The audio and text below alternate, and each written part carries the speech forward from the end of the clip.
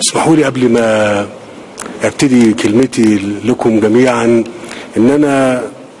اشكركم ان انتم. بسم الله الرحمن الرحيم. In the name of God, the merciful, the compassionate. اسمحوا لي قبل ما ابتدي كلمتي Before I start my speech, اشكركم ان انتم سمحتم I would like to thank you all for having allowed me to be amongst you here during this forum. I would like to لما تمثله دعوته للحديث إليكم من تقدير لمصر والمصريين، كما أعرب عن اعتزازي بالانتماء إلى بلد ساهم عبر التاريخ في بناء الحضارة الإنسانية، ولا يزال يواصل العطاء للبشرية بفضل ما منحه الخالق من هبات، في مقدمتها شعب مصر الذي الإنسانية، ولا يزال يواصل العطاء للبشرية بفضل ما منحه الخالق من هبات، في مقدمتها شعب مصر الذي لا تزيده المصاعب إلا عزما وتصميما على اجتيازها، ولا تمنعه التحديات الجسيمة عن خوض غمارها والخروج منها مكللا بالنصر ومتواضعا في فخر. السيدات والسادة، إن الصعاب والتحديات التي أشير إليها ليست مجازية أو من قبيل المبالغة، لكنها حاضرة وضاغطة على كاهل الشعب المصري الذي يواجهها بكل شجاعة، بل أزيد أنها لم ولن تمنعه يوما من أن يطمح في ذات الوقت إلى مستقبل أفضل لذاته ولأمته العربية وللعالم ككل. فالتاريخ القريب يشهد على قدرة وحكمة ووعي شعب مصر الذي أزال حكم الفرد عندما تجاوز الشرعية، ولم يتردد في نزع الشرعية ذاتها عمن أرادوا أن يستأثروا بها وأن يسخروها لتطويع الهوية المصرية والانحراف بها عن سماتها التاريخية من تنوع وإبداع وانفتاح على العالم. ولا بد لي هنا من الإشارة إلى ضرورة التعويل على وعي الشعوب والإنصات لصوتها، فتلك الملايين التي فاجأت العالم في ميادين فرنسا بالأمس القريب إنما هي امتداد للملايين التي فاضت بها ساحات مصر منذ عام ونصف تقريبا. إن المعركة واحدة، ونفس الإرهاب يحاربنا لفرض رؤيته، لأنه يرى فينا جميعا نقيده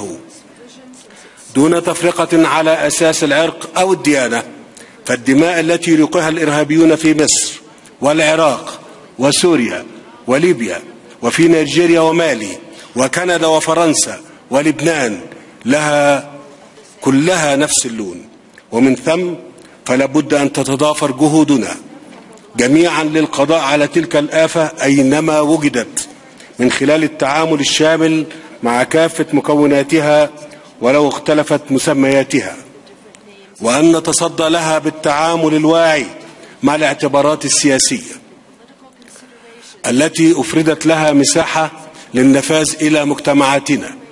بالإضافة إلى تعاوننا فكريا وثقافيا وأمنيا، فضلا عن تكثيف تبادل المعلومات بيننا، وحرمان المنظمات الإرهابية من استغلال أدوات التواصل الاجتماعي وشبكة المعلومات لنشر دعوات الكراهية والاستقطاب لبعض بدعاوي دينية مغلوطة تستغل حسن النوايا وبعض العناصر المحبطة. وإذ أؤكد وبكل حسم على أنه لا ينبغي أن يؤخذ الإسلام السمح بقيمه السامية وأكثر من مليار مسلم بحفنة من المجرمين القتلة، فإنه يتعين علينا أيضا كمسلمين المسلم وانطلاقا من تفسير قاصر، كما أن علينا كعالم متحضر وبنفس قدر تطابق رؤية شعوبنا لمصلحتها في القضاء على ما يمثله الإرهاب من تهديد، أن نتحلى بالاحترام والتقدير المتبادل لتنوع معتقداتنا ومقدساتنا، وأن نترفع عن الانزلاق نحو التشاحن والإيذاء الذي يستغله المغرضون للترويج لأهدافهم الشريرة، والإيحاء بوجود وأن نترفع عن الانزلاق نحو التشاحن والإيذاء الذي يستغله المغرضون للترويج لأهدافهم الشريرة، وللإيحاء بوجود فجوة وصراع حتمي فيما بيننا. السيدات والسادة، لا تقتصر المصاعب والتحديات التي نواجهها في مصر على الإرهاب، ولن تثنينا معركتنا معه عن تحقيق طموحاتنا الأساسية التي ثار من أجلها المصريون. فبناء مؤسسات الدولة المدنية الحديثة سوف يستمر، وبعد إنجاز الدستور وإقراره ثم إجراء الانتخابات الرئاسية سيستكمل الشعب المصري مراحل خريطة المستقبل باختيار ممثليه في مجلس النواب، والذي نتطلع جميعا إلى دوره المنتظر في وضع تشريعات وقوانين تترجم العقد الاجتماعي الذي تضمنه الدستور بما يضمن حصول الأفراد على حقوقهم وأدائهم لواجباتهم، ويوازن بين احترام حرياتهم وبين المسؤولية التي يتحملونها في ظل سيادة القانون، وتساوي الجميع أمامه بغض النظر عن الجنس أو العقيدة. كما نتطلع أيضا إلى ممارسة نواب الشعب المصري لدورهم في الرقابة والتشريع على اختلاف توجهاتهم وانتماءاتهم السياسية، التي يعبر تباين الأفكار فيما بينها عن التنافس من أجل الوطن وليس الاختلاف على الوطن. كما يتواكب مع كل ذلك عمل جاد ومتواصل لاستيفاء متطلبات ثورتي مصر في إطار رؤية تنموية شاملة للتحديث الاقتصادي والاجتماعي تهدف إلى الانطلاق نحو آفاق رحبة تؤمن حصول المصريين على حقوقهم في العمل وفي الحياة الكريمة من خلال استغلال الإمكانيات الهائلة للاقتصاد المصري بثرواته المتعددة،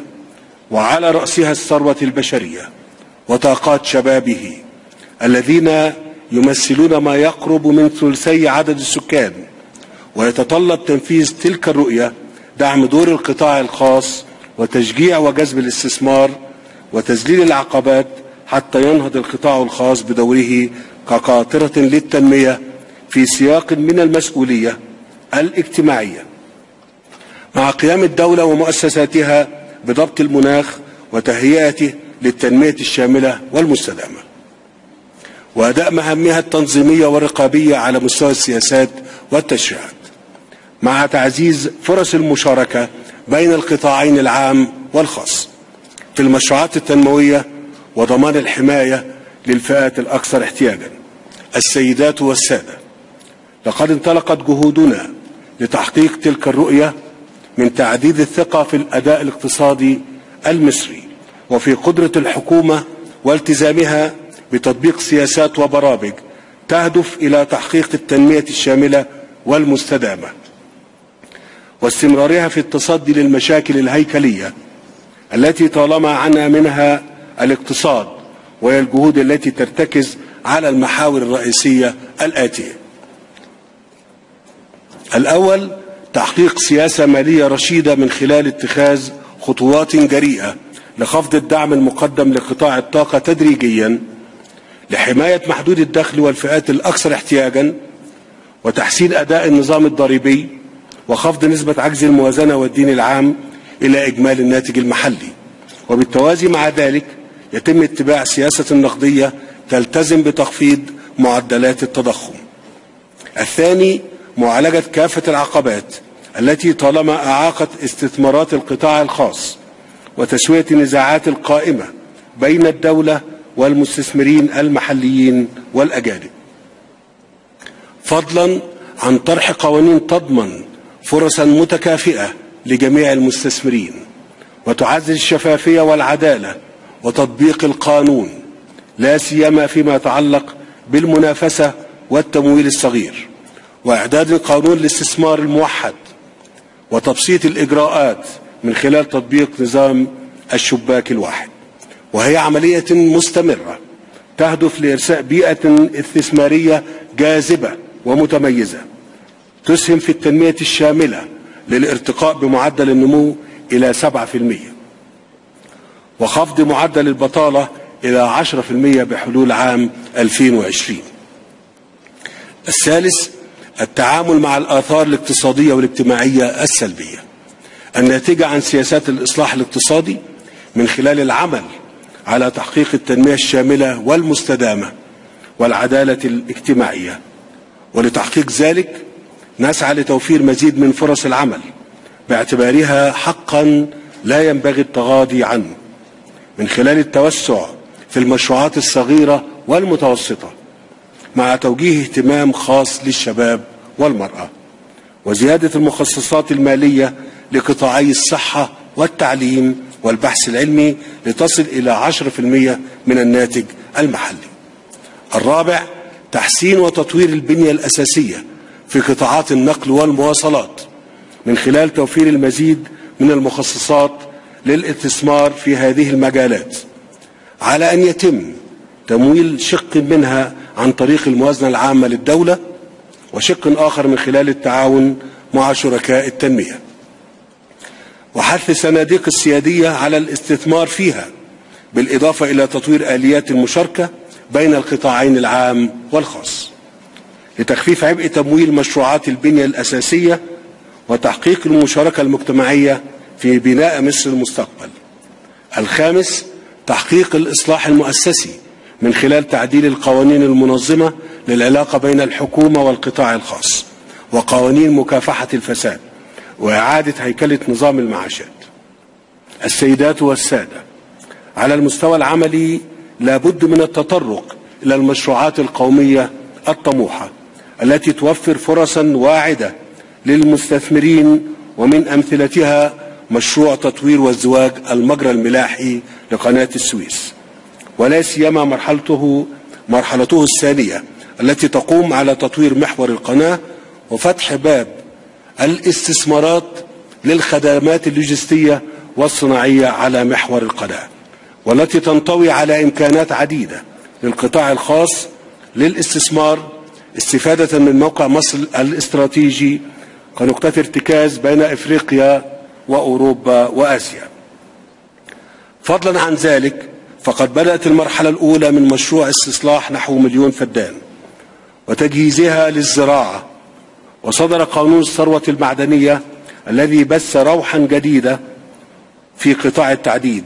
عزز منه التقدم الملموس في سداد متأخرات الشركاء الأجانب. صحب ذلك كله تعديل أسعار الوقود مما يحفز عمليات البحث والتنقيب عن الغاز والبترول، الأمر الذي بدا جليا في إعلان شركات كبرى عن خطط تهدف إلى الاستثمار بقطاع الغاز والنفط رغم الهبوط الحاد الذي تشهده أسعار النفط في الأسواق العالمية. ولا يخفى عليكم أن التنوع الذي يميز الاقتصاد المصري يضمن التفاعل المثمر مع تطلعات كافة المستثمرين على مستوى المشروعات الصغيرة والمتوسطة والكبيرة على السواء وفي مختلف القطاعات كالزراعة والصناعة والخدمات. ومن هنا يسعدني أن أوجه الدعوة إلى كافة الشركاء الباحثين عن فرص جدية للاستثمار للمشاركة في مؤتمر دعم وتنمية الاقتصاد المصري مصر المستقبل في مارس القادم بشرم الشيخ، وذلك للتعرف على المشروعات المتاحة والمزايا التي توفرها بيئة الاستثمار في مصر، فضلا عن فرص التعاون للاستفادة من الخبرات والتكنولوجيا لتحديث قطاعات مثل الغزل والمنسوجات والصناعات الهندسية والإنشاءات ومواد البناء. السيدات والسادة، تؤكد مصر على حرصها على الانفتاح على العالم والمساهمة في إيجاد حلول للتحديات المشتركة التي تواجهنا جميعا، كما تحرص على تنفيذ التزاماتها التعاقدية والاتفاقيات التي انضمت إليها والاستمرار في التعاون المثمر وتوسيع قاعدة علاقاتها الاقتصادية مع كافة الشركاء الدوليين. إن هذا الحرص ينبع من إدراك حقيقي بأنه لا يمكن لأي طرف أن يحقق أهدافه الوطنية في عزلة عن العالم، إنما في المقابل على العالم بدوره التكاتف لتهيئة الظروف المناسبة التي تكفل لكل الأطراف الاستفادة الحقيقية من الاندماج في الاقتصاد العالمي. فلا شك أن الحوار في عالم اليوم حول سبل تحقيق التنمية المستدامة، خاصة ونحن بصدد تقييم استحقاق الأهداف الإنمائية للألفية وصياغة أهداف جديدة للتنمية لما بعد 2015، وكذلك وضع أسس جديدة لمواجهة تحديات تغير المناخ. لا بد أن يتطرق إلى المعطيات الدولية التي نعمل في إطارها، فرغم أن العولمة قد حققت مكاسب للكثيرين فإنها تثير أيضا مشاكل عديدة جراء تأثيراتها على النسبة الكبرى من سكان العالم الذين لا يتمتعون بحماية اجتماعية، وخاصة في القارة الإفريقية، فضلا عن الفجوة الكبيرة والمتزايدة بين الدول المتقدمة والدول النامية، خاصة فيما يتعلق بزيادة معدلات الفقر والفجوة التكنولوجية، بالإضافة إلى ارتفاع معدلات البطالة في الدول النامية. في ذات الوقت فإن مصر الجديدة على وعي كامل بأنه بقدر حاجتها للانفتاح على العالم لتحقيق طموحات شعبها، فإنها تعي أيضا حاجة محيطها المباشر العربي والإفريقي والأوسع دوليا إلى إسهامها لتدعيم الاستقرار وإلى التعامل مع التحديات التي تواجهنا جميعا، إذ طالما كان دور مصر إيجابيا قائما على مبادئ راسخة تتمثل في ميثاق الأمم المتحدة والقانون والشرعية الدولية. ولسوف تظل مصر ساعية لإنهاء الصراع الفلسطيني الإسرائيلي على أساس حل الدولتين الذي يكفل حصول الشعب الفلسطيني على حقوقه المشروعة، بما في ذلك إقامة دولته المستقلة وعاصمتها القدس الشرقية، باعتباره السبيل الوحيد لكي تحيا كل شعوب المنطقة بما فيها الشعب الإسرائيلي في أمن وسلام. كما سنواصل السعي لحماية شعوب سوريا وليبيا والعراق واليمن من الدمار واستمرار إزهاق أرواح الأبرياء من خلال حلول سياسية تضمن سلامة ووحدة أراضي تلك الدول وتحترم إرادة شعوبها العريقة والتي تشكل مكونا لا غنى عنه في منظومة الأمن القومي العربي، التي تمثل حلقة هامة في تحقيق الاستقرار والسلام في العالم. كما نستمر في الإسهام بكل قوة في قضايا القارة الأفريقية ونعمل على إطلاق قدراتها التنموية انطلاقا من وحدة الانتماء والمصير. السيدات والسادة، كانت تلك هي ملامح السبيل الذي تنتهجه مصر بالعمل الدؤوب وبالفكر المستنير. تقودنا إرادة ثابتة ورغبة صادقة وإيمان حقيقي تنبع كلها من إدراكنا للمسؤولية التاريخية التي نحملها ولموقعنا الفريد ولدورنا الرائد في إقليمنا وفيما وراءه، ومن وعينا بضرورة التعاون الدولي مع تعدد التحديات وتشابكها في ظل انكماش أطراف عالمنا وتقاربها، كلما ازداد رصيده من المعرفة والإبداع العلمي.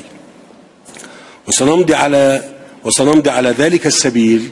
من أجل التغلب على الصعاب والارتقاء إلى مستوى التحديات التي نواجهها، ولترسيخ الثقة في قوة اقتصادنا وسلامة السياسات الحاكمة له، ولتحقيق الاستدامة والإنتاجية بما يكفل عوائد متميزة للتنمية تتجاوب مع تطلعات المصريين وتفي بحقهم الأصيل في حياة كريمة ومنتجة. إنني على يقين من أن جذور الثقة التي سوف نشيدها سويا ستسهم في تحقيق آمالنا في حاضر أفضل ومستقبل أكثر رخاء وازدهارا لمصر ولكم جميعا،